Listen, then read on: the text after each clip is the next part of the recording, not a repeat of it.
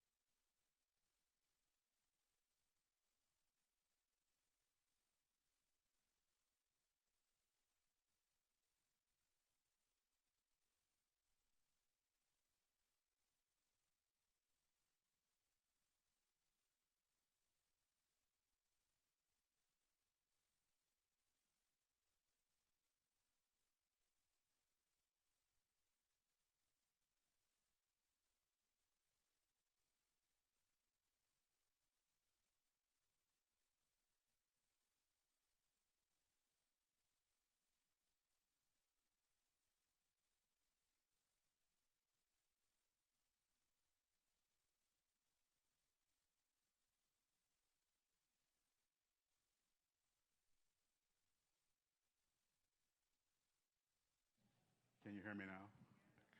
Cool. All right. We're going to go ahead and get started. It's always strange hearing your voice amplified like this. Any of y'all do this and go, "Ooh, who is that?" Uh, at any rate, I think I know a lot of you here, but I'm Neil Barclay. I have the great privilege of being the president of the Charles H. Wright Museum. One of the most extraordinary places on earth, I have to say. Okay. But today we're here to have to really to celebrate the publication of a new catalog. It's a second in a series of catalogs that the Wright is doing that will be done for each one of the exhibitions that we do here at the Wright. And actually the Voting Matters catalog, which we did really in the fall during the election season, will also be out in another month or so. So this will be actually the third catalog once that one is publicized. So we have with us today two individuals, Taylor Aldridge and Mario Moore. I'm going to welcome them to the stage. Mario, Taylor, and then I'm going to embarrass them by reading their bios.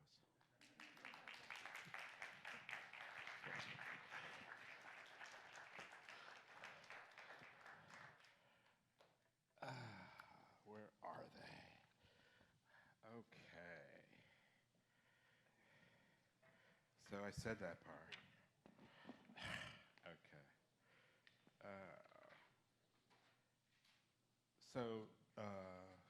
Taylor. Enshrined is curated by a native Detroiter who we're personally very proud of, Taylor Renee Aldridge, who now serves as a visual arts curator and program manager at the California African American Museum in Los Angeles. Prior to Taylor's work in California, she organized exhibitions with the Detroit Institute of Arts, Detroit Artist Market, Cranbrook Art Museum, and the Luminary in St. Louis, among others. In 2015, along with art critic Jessica Lynn, she co-founded Arts Black, a journal of arts criticism for Black perspectives. Her writing has appeared in Art Forum, the Art Newspaper, Art 21, Art News, Frieze, Harper's Bazaar, Canadian Art, Detroit Metro Times, San Francisco Museum, Opera and Opening Space. Drop the mic. The drama. The drama. And of course, she's from Detroit, right? Do we expect any less? All right. So please welcome Taylor. All right. So also a native, also a native Detroiter is Mario Moore, and he is an extraordinary artist for our time. He received a Bachelor of Fine Arts in Illustration from Detroit's College for Creative Studies in 2009, yay for that, and a Master's in Fine Arts in Painting from the Yale School of Art in 2013. He was awarded the prestigious Princeton Hodder, ooh, I got that right, Fellowship, and has participated in artists in residencies at Knox College, the Fountainhead Residency, and artist in residency for the Joseph and Annie Albers Foundation. His work has been featured prominently in the New York Times, in several public and private collections, been exhibited at the DIA and the Studio Museum in Harlem and the Princeton University Art Museum. His work has had numerous exhibitions, including in the Smart Museum of Chicago, the Smithsonian's Museum Traveling Sites Exhibition, the Xavier University Art Gallery in New Orleans, the University Institute of Contemporary Art in Grand Rapids, and the David Klein Gallery here in Detroit, and of course, Jeff Deek's Gallery in New York. And now, his work has been exhibited at the Charles Wright Museum.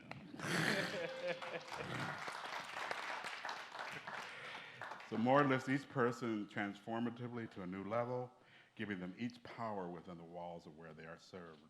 Ladies and gentlemen, Mario Moore.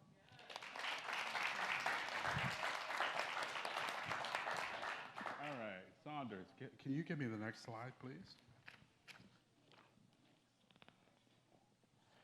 And the next one. Oh, go back one. Thanks. So this is the cover, actually, of the new catalog, and Frank is not here, but Maria is here, his partner in crime.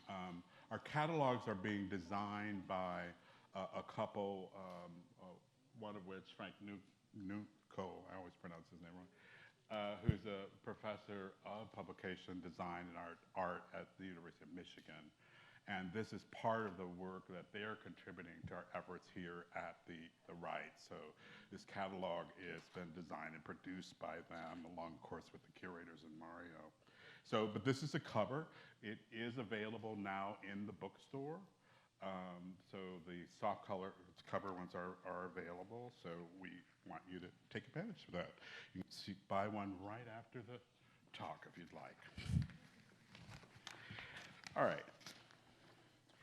Oh, they stapled these together. Don't you hate when they do that? I'll just start talking. You know, it gets a presentation together. All right, so Mario,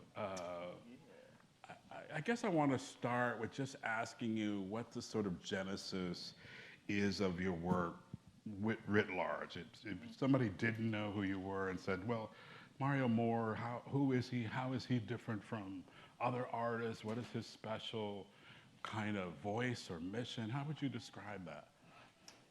I would say that my work is about people.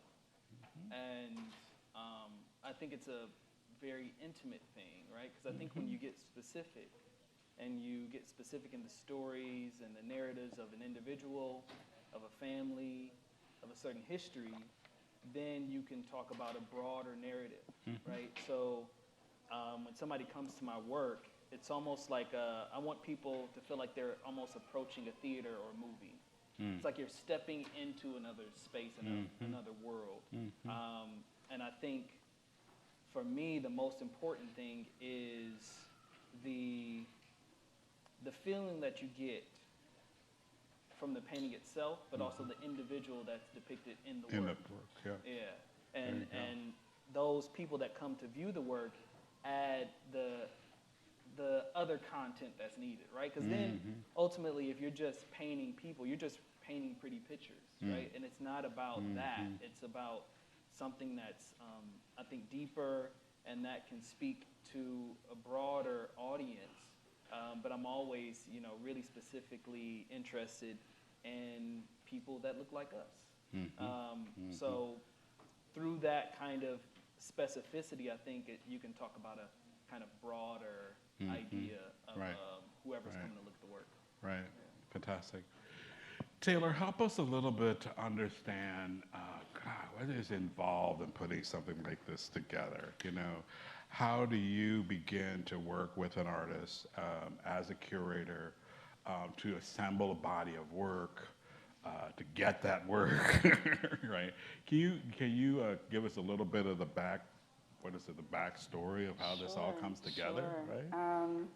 Well, it varies from artist to artist. Sure. Okay. It varies from artist to artist, but because Mario and I have such a history, like I've known him for over a decade now. Yeah. Oh, wow. And we met while he was at Yale, and I think my first encounter with Mario was in a Yale crit, which is like a war. It's a war. It's a war. it could be very brutal. Yeah. Rough. You have a lot of professors just like coming in and speaking a lot to form and sometimes disregarding race and disregarding like racialized histories that are very much embedded in how we show up in these spaces and in these institutions. But to answer your question, I'm really interested in like the intimacy and the invisibilized work that happens between curator and artist. And through that, I try to find the best way to platform and convey the concepts that they're looking to invoke and articulate through their works. Sometimes artists don't want people to, define their work or make it super literal or try to figure it out, but Mario is the type of artist who's very particular about what he wants to convey, who he wants to platform. And so I was really interested in like bringing that out as a curator and making sure that the subjects in these works were top of mind for audience members as they were going throughout the show. You know, Taylor, having curated for so many different kinds of institutions, I'm what happened? Table, watch out. I got it. All right, ma'am. There you go. You all set. You all set. Slowly I turn, step by step. What was happening? Oh, I was running into the table. Is that what's happening? We having fun yet? All right. So what I'm curious about, having worked in a lot of different kinds of institutions myself, is there something special about creating this work and this exhibit for a Black institution? Oh, absolutely, absolutely. And what is that about for you? And what makes that so different from, you know, a DIA, not to call out our neighbors, or any place else, you know what I mean? Sure. Any other you know, kind of a place where I used to work. Yeah, you know, well, that's true. we should name that. We should name that. But, you know, it was funny because I was walking up and I was just like in a great space of gratitude after picking up the book and actually holding it in my hands. And for me as a curator, I'm still technically budding. I'm still, you know, emerging, quote unquote, into this field. And my first 2 catalogs that I'll be editing in my career are with Black institutions. And that wasn't intentional, but I think just being a child who grew up in Detroit, a major, powerful Black city with a very strong and prideful Black history, it forces me and encourages me to move about the art world in a very specific way. And knowing that there has been value amongst Black artists and Black people, Black administrators in this field, even though I think throughout the larger community of the art world, they're just now catching up to that, right? Oh, yeah. But we've known that. there, yeah. Charles H. Wright knew that. Yeah. Cam knew that, Yeah. you know? Yeah. And so I think for me, like Mario being very intentional about, you know, my largest survey work is going to be at Charles H. Wright. It's not going to be at DIA. He could have went to any other institution, you know? Anywhere. Sure. And so I think that speaks volumes for other artists coming up behind Mario to invest and pour back into Black institutions that, you know, have brought you up and invested in you. So. That's fantastic. Love it. Yeah, you know, there's a way that we describe BIPOC now, that's a new term, institutions as first voice institutions.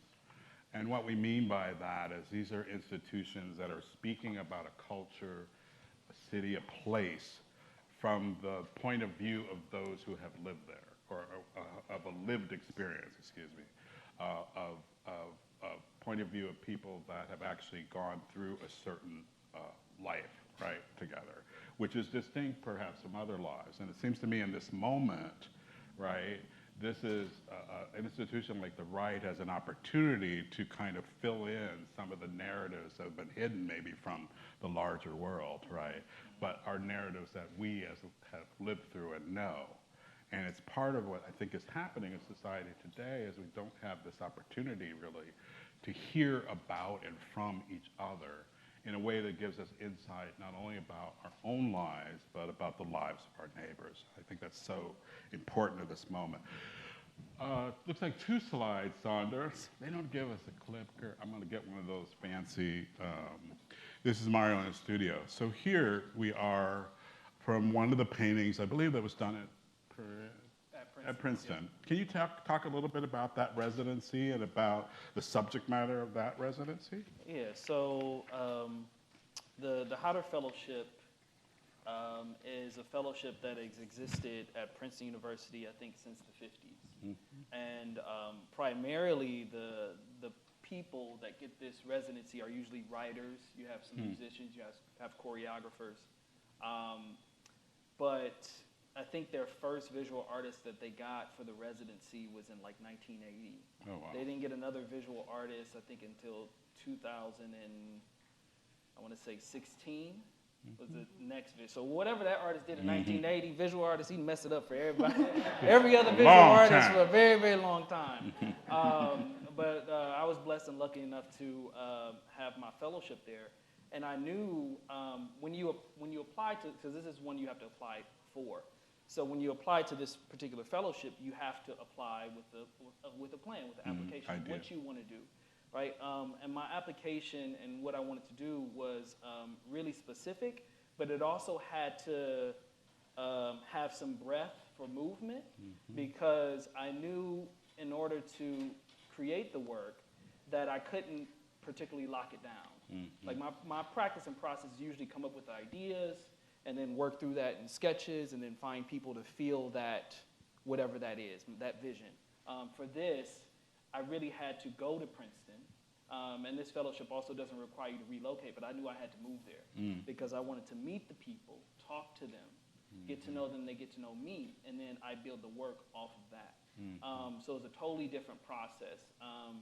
And this is the people at Princeton, right? Princeton University, yes. And by that, do you mean professors? No, I do not. Okay, thank you. I mean blue-collar workers. I mean people who work security, who clean the toilets, who clean the hallways, who serve the food. And for me, growing up, particularly in this area, actually, most of the black people that I would talk to at the museum were security guards, because my dad was a security guard. And then when I was at CCS, I would talk to the lunch lady. She would hook me up if I didn't have any money for food. So these are the people. Yeah, these are the people at majority white institutions that a lot of black students go to. And they become, almost mentors to them, and they take care of them. So I wanted to really highlight and tell their story. And I knew I couldn't go to the university and just snap some photos and then do some paintings. I knew it had to be a more intimate, me learning about them rather than assuming what their story is, right? Because I think that's another thing about what people assume about the black community, that everybody has the same existence, and that's not the truth at all, right? Every individual is different. So for me to tell the individual story, I had to have an exchange of stories with them. So Taylor, this is some of Mario's more recent work, but in your exhibition that you curated, there's a wide variety of work. How did you relate this more recent work to the sort of trajectory, if you will, or history of what Mario has created?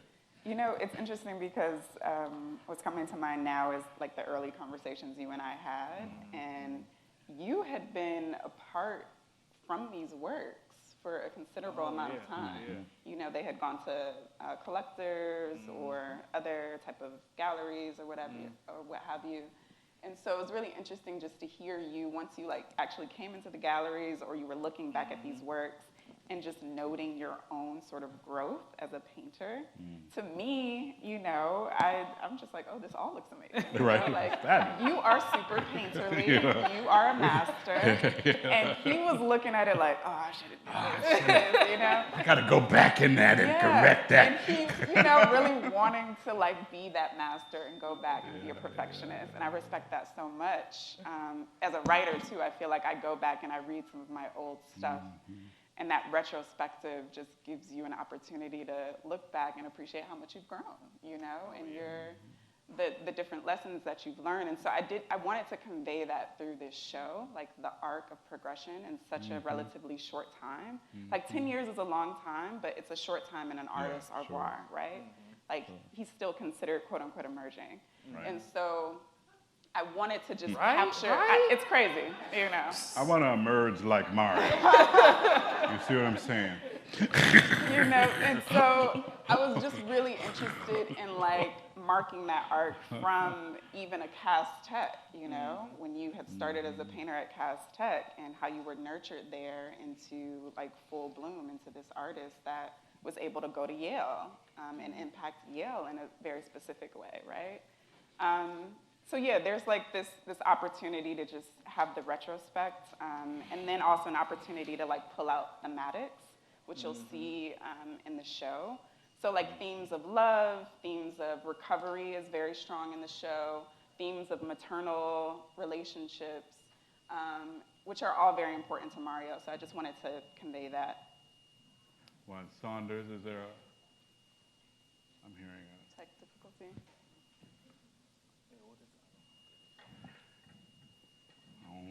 Okay, here we go.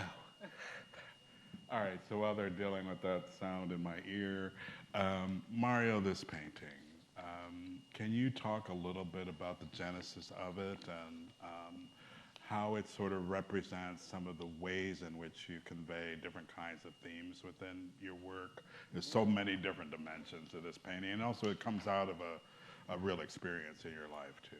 Yeah. So I think this piece was done in 2017. So a couple of years earlier, I read this book called Medical Apartheid. It is a terrible, wonderful, terrible book. And what I mean by that is, like, there's the book is really about the experimentation on black people from slavery to contemporary times, dealing with the prison system. So within that book, you learn how the medical field kind of blossomed in America and through that the world, right? But a lot of the advancement was off of black bodies. So I remember reading that book, and then I read another book that was called, I think it's Skulls, Stiffs, and Bones, and it's the Burns collection. It's the largest collection of early medical American photography. So through that book, you can see the literal cadavers that are on the table, and you can see the kind of doctors kind of working on them or whatever they're doing. And as you kind of go through the book and you go through the collection, you see more and more cadavers that are actually black skin. You can tell that these cadavers are black. And what was happening in the early 19th century was that, actually the mid-19th century, was that they were digging up black graves to use as cadavers. And then there's also these paintings that you can see, and the lighting that's always on the doctor and not on the actual body that's on the table. So this weird thing happened where I had a dream. Not like Martin, but, you know, a literal dream. And I woke up immediately from this dream, and I did this little sketch in my sketchbook. It's something I never do. And the composition was very much like this. And it said, I don't know what this is, but it's a very large painting. And I forgot about the whole thing. Oh, wow. Then I actually had brain surgery from a tumor. And with that whole experience, it made me start to think about rest, and it made me start to think about those books that I've read. So after the surgery, I'm going back through my sketchbooks, and I find this sketch. And I'm like, whoa, okay, I need to do this. I need to process what this is. And my way to process was create this painting. So essentially what you have is, in this area, right, these figures are taken directly from that photography book about 19th century medical photography. So they're taken directly from that.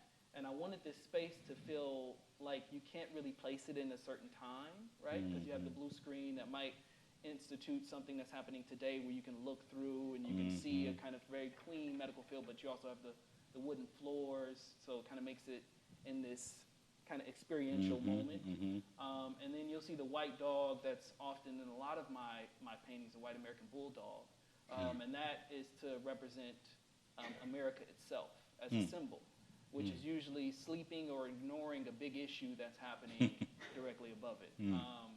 Yeah, and through that book, the only time that you see empathy, where the photographer is actually trying to empathize with the body on the table, is through parody. So the photographer actually lies himself on the table. He has skeletons standing around him, and he takes a photo, and the title of that photograph is always A Student's Dream, because the photographer is thinking about what it would be like on the table. Oh, right? Wow. And so that's literally where the title comes from. Fantastic.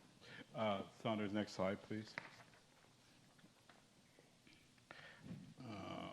So classical paintings have figured in your work a little bit. Where does that come from, and how have you used it to, again, further your own practice and what you were trying to say? Well, I think that comes from my mom. She always had art books all around the house in the bookshelves, and every, nothing was off limits. Like, she didn't have any special books that I couldn't go and look through. And so I was always looking at these art books, since I was really, really little. And after that was, growing up around the DIA and seeing these paintings in person. I think the biggest effect that kind of classical kind of Baroque period Caravaggio paintings had on me was when I studied abroad in Italy during undergrad. And I actually was able to see Caravaggio's paintings in person.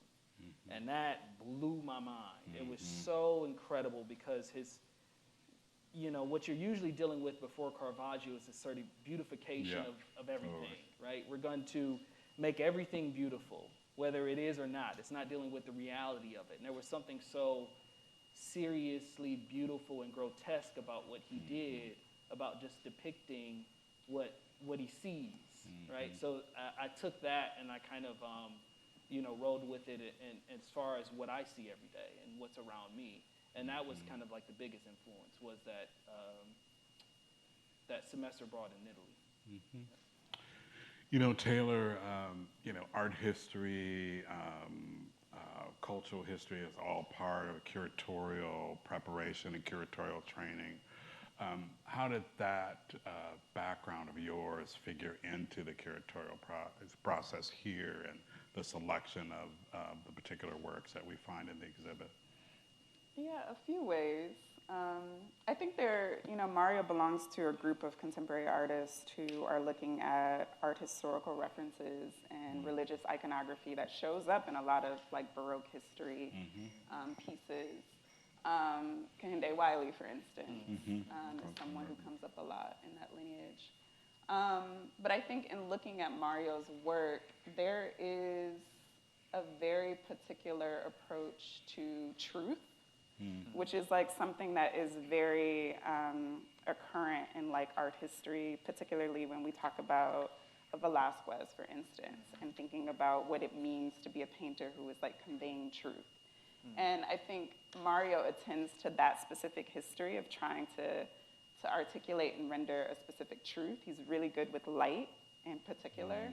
And I think, I was really interested in, I'm always interested in hearing him talk about his work in Europe, his study in Europe, because I feel like, and maybe this is like the Detroit sensibility, but Mario is just constantly trying to be a student and constantly trying to learn how to better his craft.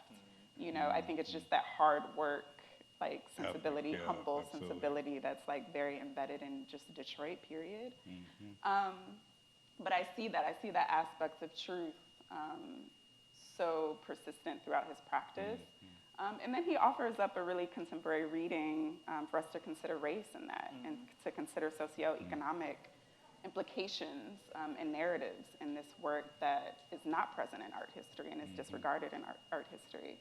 So I just think there's like so many ways to enter it, and that's why I was really excited to bring in like a Brittany Webb, for instance, who is an art historian who could speak to that like medical apartheid history, and she does so beautifully in a way that I think suspends Mario's work in a completely different context than it has ever been before. So can you talk a little bit more about the essays that we commissioned for for the catalog? So this was a dream, to edit a catalog is something that I've always wanted to do. And so Mario let me have a bit of freedom there. Maria and Frank may allow me to have some freedom there. And I wanted to engage Brittany Webb because I think, her study in art history as well as just like museum history and the ways the Burns collection shows up in her own research was just ran super parallel to Mario's research. And then I also engaged Jasmine E. Johnson, who is a probably more unassuming consideration given that she's like a performance scholar. She is a professor at University of Pennsylvania.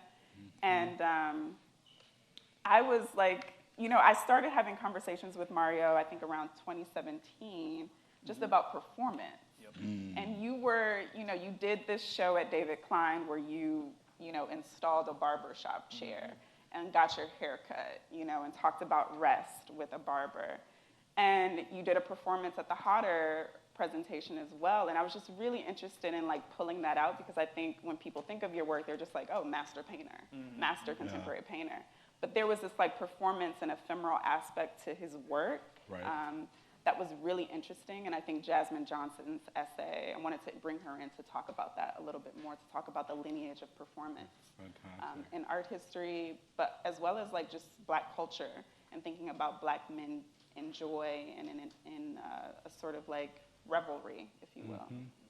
Yeah, one of the things we were really interested in New Orleans at Contemporary Arts Center there was sort of interdisciplinary work, and how a number of artists now are not classifying themselves as just a painter or even a performer, but are looking for those intersections between artistic forms that kind of helps them to both in their own practice, but also to innovate within it, right? Can you talk a little bit about performance? I want to see the barbershop piece. Of course. Haven't just been there this I morning. think, what Taylor said is really important because I consider those works to be ephemeral. Like, you need to be there to experience it.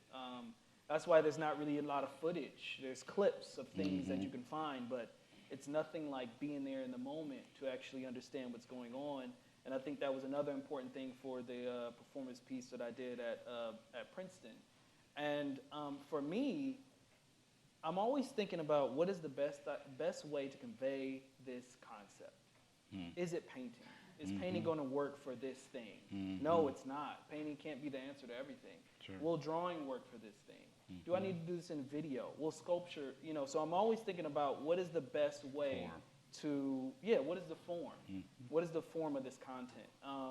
And for the performance piece at Princeton in particular, Paul Robeson was born and raised in Princeton. And Princeton is a town, and Princeton University is in that town in New Jersey. He wasn't able to, he applied, but he wasn't able to get in because he was a black man to go to Princeton University. He ended up going to Rutgers. And part of the performance was to have people that, actually a really good friend of mine, people that I hired who were professional singers dressed up as security guards, and they were in the gallery. So when you walked into the gallery, you just thought they were regular security, like you might see at Gagosian or at a museum, and they're just standing there the entire time. And 30 minutes into the exhibition, one security guard starts to sing. And then after the audience is shocked, another security guard starts to sing. And then I start to sing, and we all gather in the middle of the gallery and sing a song by Paul Robeson. And another song that's partnered with that by a song that my friend created that kind of builds off of that history. So it was literally about giving Paul Robeson a voice in that space when he was denied a voice, right? So it's like, what is the best way to kind of talk about these things? And the people that are in the work are in that same kind of field. And one thing that happened afterwards was I was talking to the men that became my friends, and actually one who was my best friend. He was like, yeah, people were trying to hand me trash, to throw away and ask me where the bathroom is. And it's like, now they're like, oh my gosh, I just thought you were a security guard and you're amazing. And it's like, you never know who a person is. You never know. You can't put things on people just because they do a certain thing. I knew security guards at the 92nd Street Y who had millions of dollars. And you would not know at all. So it's like, it's really trying to flip people's perception about what they think about these individuals because of their profession, right? And I think that's the way that kind of performance kind of gives people another look, right? It's always about gearing people to see something else, see something different. Fantastic. Saunders, can you go a couple of slides on to, I'll tell you when to stop. These are all in the catalog, in the bookstore. One more, please. Let's stop here for a second. All right. What's going on here? Why the boy crying? So there's the dog, right? Yeah, that's it's the same dog, same concept.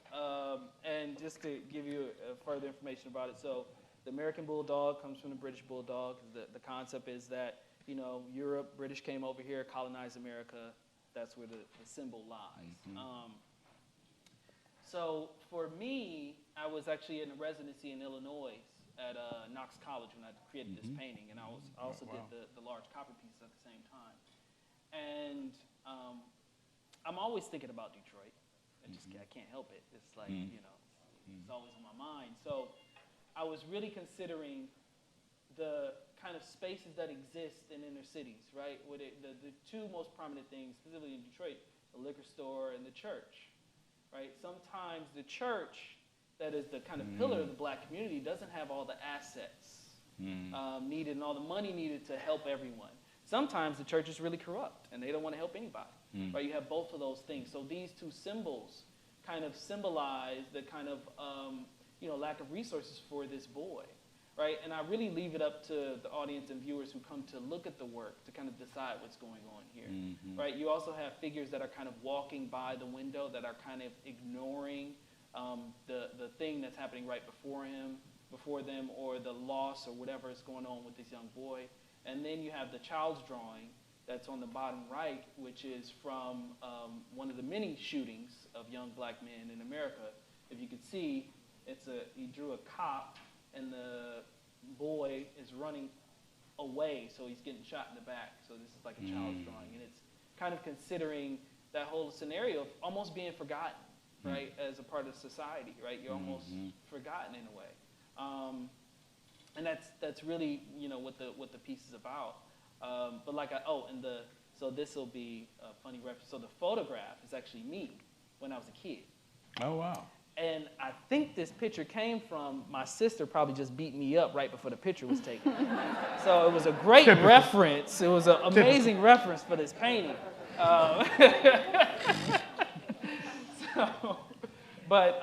Essentially the title of the work is PTSD for a Lifetime, it seems. And that PTSD, not in the sense of what happens with soldiers and many other people that deal with trauma, but from a term that kind of Dr. Joy Leary kind of twisted in a way. So post-traumatic slave syndrome, meaning things that we are still dealing with to this day that we don't necessarily recognize that come from slavery, right? But we are still dealing with them. And that's really what the kind of title and the work is kind of an example of. I want to shift, well, let me see here. I'm going to talk about this painting next, but I wanted to shift, Taylor, to, one of the reasons that we wanted to do this show was not just to highlight an extraordinary artist's work, but because of my concern, I would say the rights concern about the opportunity for curators, generally speaking, in the art world, and particularly curators of color, and how what the barriers are to that, and what maybe the opportunities are in this moment. Could you talk a little bit about that for us? Sure. Just because I have you here, and it's just always on my mind is how do we really lift up, just as we're lifting up our artists, the people that have to create these works for us. I appreciate this question. I would love to hear your answer to this question as a person who, I really appreciate the work that you did with Ralph Lemon specifically many years ago. But not to put you on the hot seat, you can answer if you want. But it's interesting because I feel like I'm just now getting to a point where there is a new generation of Black curators coming up, and they're reaching out to me and they're asking me for advice. And it's such a beautiful thing because that new vanguard is much larger and much more expansive in discipline and interest than my generation is. And it just makes me so hopeful. And also just very thankful to be in that sort of like middle place where I can like look at my mentors, look at my elders in the fields, and think about what they've given me and what they've taught me. But to speak to your point about the barriers to entry, it is historically just a white-dominated, white elitist industry, like simple and plain. And I think because of many reasons in America, like there's racism and all these other things. Many Black curators have just had to fight to make their voice known. I don't know, what do I want to say about that? I'm sorry, I kind of like... There's a lot to say. There's a lot to say there. There's a lot I'm to sorry, say that was there. an unfair question. Yeah, no, I think, I feel, I'm just going to like share some anecdotes. I think, my mom is here. Where? I want to shout her out. Where's right Mom? here. I grew up in Detroit, very much exposed to the arts, exposed to a lot of artists. But by the time I got to college, I didn't think I could find a lucrative career in the museum world, in the art world. And I was majoring in business at Howard University because I'm like, I'm going to make money and Okay. I'm going to support myself. A lot of money. Yes. Automatic. And then my mother sent me an Essence article of Thelma Golden. It was like an interview. girl. And they asked her questions about what she does, what curating entails, and all of these other things. And it just opened me up to a wide range of possibilities about positions in the museum world and in the art world that I just wasn't privy to, quite frankly. So for those of you who don't know, Thelma Golden is the director of the Studio Museum in Harlem and widely considered one of the voices of curatorial practice, particularly for people of color in this country. Yes, Black women. Black women in particular, yes. sure. And so that day that I read that article that my mom sent me, I switched my major to art history. And Mom, I just went talking full about? steam in it. Applaud the mom. So, you know, maternal figures were here because of our mothers, because of our parents. But it takes that sort of like push, and I think that exposure and that visibility to see someone like you or someone who has a similar background as you pursuing this dream that you're just like completely unaware of, right? And so I feel like now I have the power to do that for other people coming up, for Black queer women in particular who want to be curators. Yeah, I think we all would do well to remember that people are watching us and where we are in this environment and what we do with these opportunities, because it does open. I mean, look, even with our, with Kamala Harris being elected vice president, what that has done for women in politics, for example. But we really do need to pay more attention to how many people are influenced by who we are, how we operate within the community, how we go about our lives in this work. There are a lot of people watching us. I want to go to one slide, and then maybe two more. What time is it? All right. Are we going to do questions? Y'all have questions? I'm sure people probably have questions. How is that working? I'm sorry. Anyway, to this. So we were talking about this, and Mario, this has an interesting story, this painting. I would love for you to share it with our guests. Yeah, so essentially, well, I think this was, I don't know, 3-4 years ago now, maybe 4 years ago. I was talking to the family, and I was like, we should all get together and have Thanksgiving together, and meaning my grandmother's other child and his kids who live in Tennessee. I hadn't seen them for a very long time, so we went down to Tennessee where my grandma's from, and then we went to her sister's house, and she, you pulling out all the family photos, okay? You pulling everything out. So I'm going through these photos, and I see my grandma and her sister, and they're working in this restaurant, and I'm like, Grandma, what's this? And she's like, oh, my dad owned a restaurant in Detroit. And I'm like, what are you talking about? What? Very casual. Exactly, just super casual. Restaurant in Detroit somewhere. I don't know. And I'm like, wait, well, how come I don't know this? Well, I don't know. It's just... And I'm like, then I go ask my dad, and then I ask my uncle. Yeah, it was the restaurant, and everybody knew about it. And now I'm talking to my cousins, and they're like, I have no idea. They didn't know about it. So I'm like, y'all gotta tell us this stuff. So from that kind of thing, I started to think about, and when I began this piece, the pandemic had just started. Oh, okay. So now what you were seeing were a lot of Black-owned businesses that were closing, right? Who weren't getting the loans that a lot of other businesses were privy to. They didn't have the connections at the banks. They didn't know somebody in government to help them and assist them. So their business was closing down. And it made me think about Black-owned businesses in the 50s and the 60s. And how a lot of these businesses were either redlined, or once integration was put together, they were kind of separated, they lost their business, right? And they had to close. Or they might have had a freeway run through the whole neighborhood, right? So it's true. As I was kind of really diving into what this thing was, where my grandma worked and her dad owned this restaurant, I was bugging my grandma every day. I was calling her. There she go right there. I was calling. I mean, everybody knows Helen Moore, of course. So I knew I wanted to do, I did 3 pieces. I did one that was in black and white, one where the restaurant is empty, and one that's in full color. And these are coming from all old photographs, original photographs that are all black and white. The first one I wanted to feel like a relic from this particular time. The second one, I wanted you to feel like you could possibly be in the space today, but there are no people in there. And what does that mean? What does it mean to have a space without the people that kind of give that space life, right? And then, and also what's happening to black-owned businesses. And this one is more of a hopeful future to consider, you know, what would it be like right now to be in that restaurant? And what will restaurants be like in the future? So within this painting, my great-grandmother is in the forefront, standing behind the counter. It's my great-grandfather. Then next to him is their daughter, my great-aunt, and then my grandma, and then my grandfather way in the back.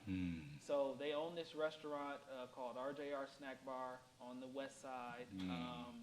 And it was opened in the 50s. I think it was open for a couple of years, but the whole community was involved. And a lot of the process of like really kind of working on this painting, because it was black and white, was figuring out the color. And that was me calling, begging, and bothering my grandma about what color was in the back, what color were the seats, what did this look like, what did that look like. So it was really this great conversation to learn about this family history. Fantastic. And then all the titles were actually taken from poet, can't think of the poet's name. What's the poet's name? No. Poet from Harlem Renaissance. Langston Hughes. There we go. All right, so all the titles are from Langston Hughes' poems or lines from I didn't see the titles. because they're all taken from that same period, right? So it's considering what his words meant and also, you know, our future. Great. Yeah. So we do have some time for some questions. I think originally we were going to there were going to be cards that you could write, and then, oh, do you have them? Okay. And I'm going to shuffle them and answer them or throw them down. Or you can't ask that. Thank you, Anna. Well, you don't want it to go there. Oh, so what is the possibility of Mario's work being displayed at the National Museum of African American History in D.C.? I have no, you know, like, hey, look, I don't know. Y'all let me know, okay? We're working on it. We're working on it. We have very good colleagues there. Yeah, in fact, Lonnie's my mentor, actually. That would be amazing, but I'm gonna let Let y'all know when it happens. I mean, part of us even doing this kind of work is to bring Mario's work to the attention of the field and know that there is a body of work that can be assembled, that is, should be in a museum and should be seen more widely. It is, however, you want to talk, Taylor, about about Cam's presentation? Sure. So we have the opportunity to travel this show to my institution, the California African American Museum in LA. And that will open in March of 2022. Fantastic. And go through October next year. And what's really exciting about that is that all of the works in this show will travel to the West Coast for, I think, the first time in full capacity. But Mario will also be commissioning 2 works of 2 of our service workers at the museum. So I'm just super excited because I've fallen in love with a lot of my staff at CAM, but specifically security guards. There's a security guard by the name of Curly and a service worker by the name of Maria, who I'm really interested in, just platforming and celebrating through Mario's eyes and his work. So those 2 works will be featured next spring. So you guys have to come out for that, hopefully. I'll be there. Yes, please come. With my posse, my LA posse. Another question?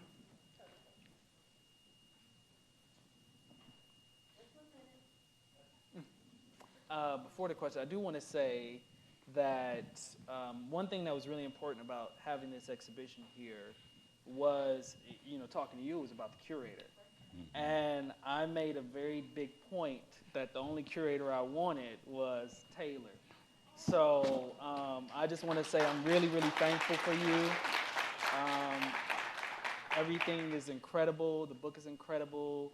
As the editor, the writers that you brought along are amazing. They did an incredible job.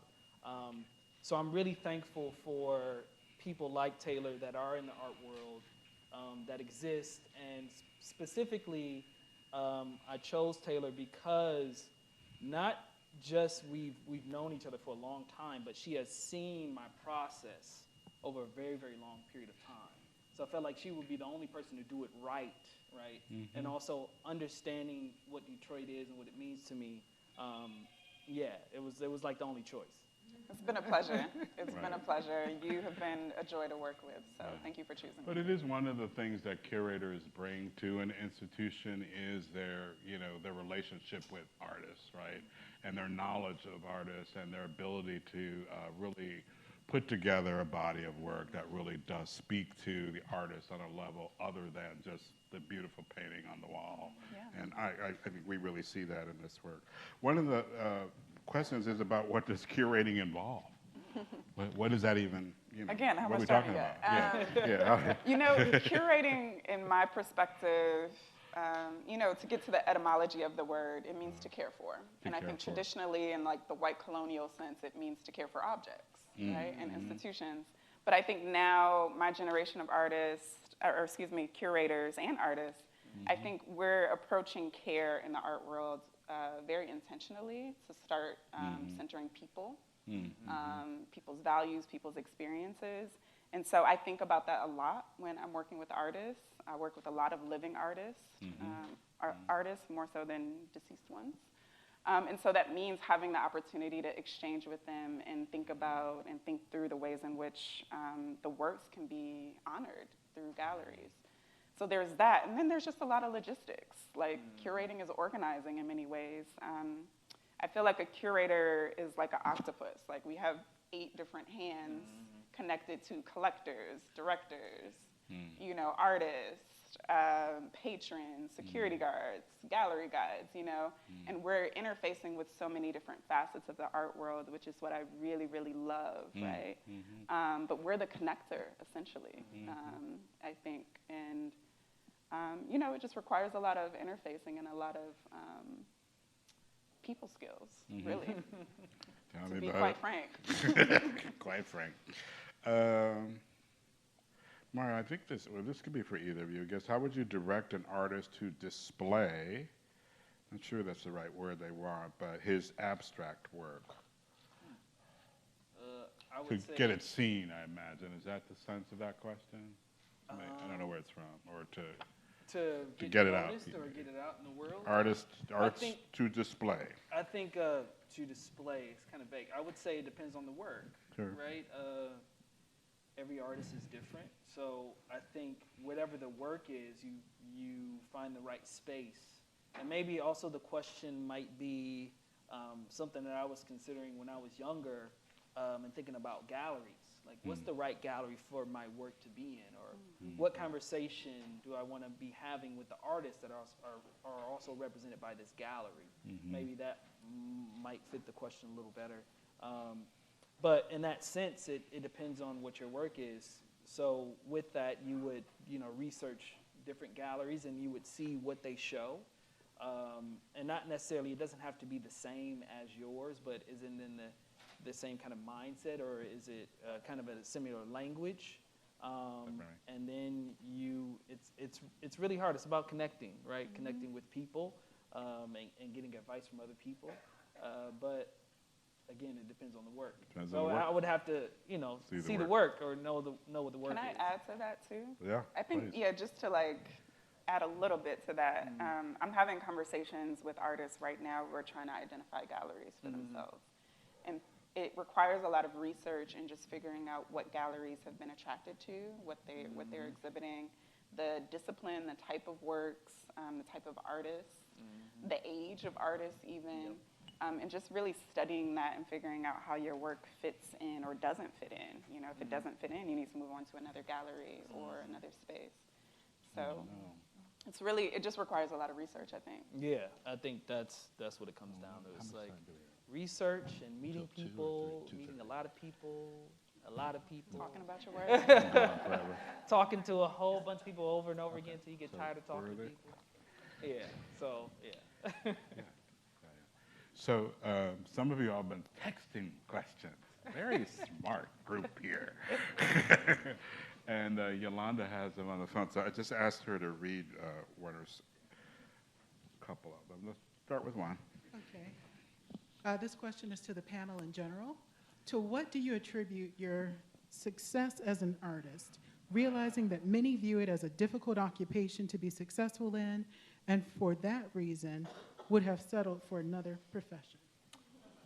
I'll start. So the reason why I took up illustration at CCS, one, because I liked the professors and everything was great, but because I saw, my mom is also an artist, Sabrina Nelson, I saw some of the struggles that she went through to try to make it as an artist. And I was like, I want to make some money, just like you said. Maybe I can do children's books or do some spot illustrations for the New York Times, stuff like that, bring in some money. But then after I went through that process and I did a couple of those jobs, I realized I didn't like people telling me what to do. And I found that I was also working on individual work at the same time I'm working on this other work. So it's like, I really love this. So it really doesn't, for me, it was like, yeah, the money thing is great. Of course, you need to make a living. But my love and my passion is for this thing. So I'm going to do it regardless. And there's a follow-up question. At what age did I you think Wait. another We have other answer. answers. Yeah. So. Taylor. I don't know. I have an answer to that, too. Yeah, I would love to hear Neil's answer too to this. I think I'm at a point in my life where I have enough, I have enough money, a little bit. I'm not rich. I have enough money. I'm comfortable to start focusing on like a quality of life instead of thinking about I need more money so I can be happy. Yep. And so right now I'm just thinking about like health, quite frankly. I live in LA. The air is not good. So like going to acupuncture once a week is success for me. Success. You know? Yes. Friendships, work relationships that bring me joy, these really like non-tangible qualitative things more so than the quantitative. It's what I've been defining my success as lately. It's interesting. We're starting to have conversations particularly in our executive leadership team about sort of what does the next generation of artists and art leaders, what kind of skills and things that they need to have. And one of the fundamental things that I've been thinking about is you really need to think carefully about what is it that you want to do in life, first and foremost, right? What is it that you want to do, and then what is it that you probably are uniquely qualified to do or uniquely skilled to do? I have a fairly large family. I have a nurse, a nurse that runs a school district worth of kids, right? A brother who's a commercial painter. I have a brother who is the immediate past president of the Directors Guild, right? And my mother, what she always said to us, she says, it doesn't matter what you do as long as you can become the best at that thing. And that comes from a certain passion about it, right? I've known many artists and actors and singers, whatever, in my career, and to a person, they would tell you, it's at some point, this is all I wanted to do. And I just became the best at it. I just became really good at it. Because it's where, even if I was working at this other job or this thing, I always just wanted to be an actor, or I wanted to be a singer. And eventually that comes to pass. It's sort of a preordained, almost God-given, gift that each of us have to find who we are, why we're on this planet, and what it is we have to contribute. For me, I started out as a performer. Some of you may have guessed that. Stand-up comedy! No. But I've trained as a lawyer, right? And I really appreciate that training to this day. I use it every minute of my career. But I've always been drawn to leading and innovating within the cultural sector. And my whole career, if you look at it, has been about finding those places where I can add value, right? I don't want to do what somebody's done in the past. I want to build on that and add value. See where that idea can be taken. And what an idea we had here in Detroit, right, with Charles Wright. Created really one of the first encyclopedic museums in the country, had a vision of how education informs how our kids feel about themselves. So the question now is, how do we build on that? How do we make that more, right? And so that's been sort of my work. But this key is, this is all I want to do, right? And I could have done a lot of things, okay? Okay?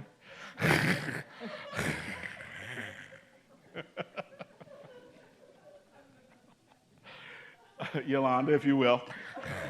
This question is for Mario. Good. At what age did you seriously start working on being an artist?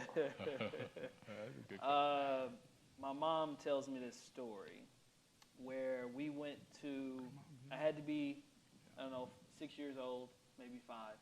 We went to see a lecture by Amir Baraka. And while he's talking, I'm doing a drawing of him. You know, my mom would always do these drawings when we would sit and let's go to these lectures. And I would go with her to a lot of these lectures and things. And I was just doing whatever she was doing. So I had my sketchbook, she had her notepad, and I'm drawing, she's drawing. And, but she was drawing and listening, I'm just drawing. So I do a drawing of Amir Baraka. When he's on the podium, whatever, and then afterwards he comes and talks to my mom, and then my mom's like, yeah, he just did a drawing of you. You know, he wants to show it to you. So I show it to him. He signs. He's like, this is amazing. Do you want to be an artist when you get older? And I yell back, I'm already an artist. So, Okay. So for me, Okay. This has just been always, like there's never been a it's just, I always wanted, you know, this. So There you go. that's the best answer I got. All right. Taylor, someone wants to know, how would an artist get in touch with you to curate works of art? I have a website, you know. Taylor My Aldridge. email is there, so, you know, get in Google touch with me Taylor there. Aldridge. Right. Okay. And there's Wait. Just I want to make sure because we're supposed to go till 3, right? Right. That's the scheduled time. We're at 3:04, right? I know if people. Okay. One last question. I don't want people, you know, the festival is happening. Shopping is happening. All the food outside. The food is outside. So this is a question for all of you. As an artist, how did the global pandemic affect you mentally and as an artist to stay focused? That's a good one. That's a really good one. For me, I was living in New Jersey, and then I had a studio in another space that was in a kind of an industrial building, but the building was also like co-owned by these little individual stores, so it wasn't a lot of artists in there. It was like, you know, some manufacturing company and blah, blah. I was the only artist in that space. So to get to my space, there was one door and then my own separate space. So it was not a lot of people kind of maneuvering through or anything like that. So I didn't have a lot of interruptions there. Mentally was a different thing. I think mentally, you're dealing with something that not even your grandparents have dealt with. So you have nobody to talk to ask what was that experience like for you. So you have no history to look at that's in front of you, like a person you could talk to about that experience. So it's a lot. You kind of just, you ease out into the world a little bit. And sometimes I would go to my studio at the very beginning, and I wouldn't work, I would just sit in my studio. And then I would try to go back maybe a couple days, and I would span it out. I might go like once a week or something like that. But as time kind of passed on, then I actually found that I was being bothered less about a lot of things, you know, less at the very beginning, less meetings or other things that I had to do. So I really was just in the studio now, just making work. So it actually, in the long run, was beneficial for the kind of just the space thing. Yeah, I think my pandemic has been less focused on work, and it has encouraged me. I'm someone who's relatively like a control freak. And I think it forced me to surrender and recognize that I've never been in control, right? And none of us are in control. And so once I accepted that around like last April, May, when we were forced to, it allowed me to just like have a different relationship to time and pace, to just revel in like sitting with friends. I spent last summer just in my friend's garden a lot, biking to my friend's house a lot here in Detroit. And it felt good not to have deadlines as a writer or a curator. You know, that felt really good. And I just, after a while, you know, submitted to it and enjoyed it, so. Fantastic. I think we'll end on that note. The catalog from Enshrined is available in the bookstore. The exhibit is open till September 19th, right? So you have a little bit of time to see it, but if you're here today, I'd highly recommend you're seeing this extraordinary work of these two individuals. Thank you for coming. We really appreciate your being here. Thank you, Neil. We're gonna sign, right? Oh yeah, we're gonna, also Mario and Taylor will be in the lobby to sign books if you get them today. So you would be able to get a signed copy, so please avail yourself of them. Sweet. Take this thing off.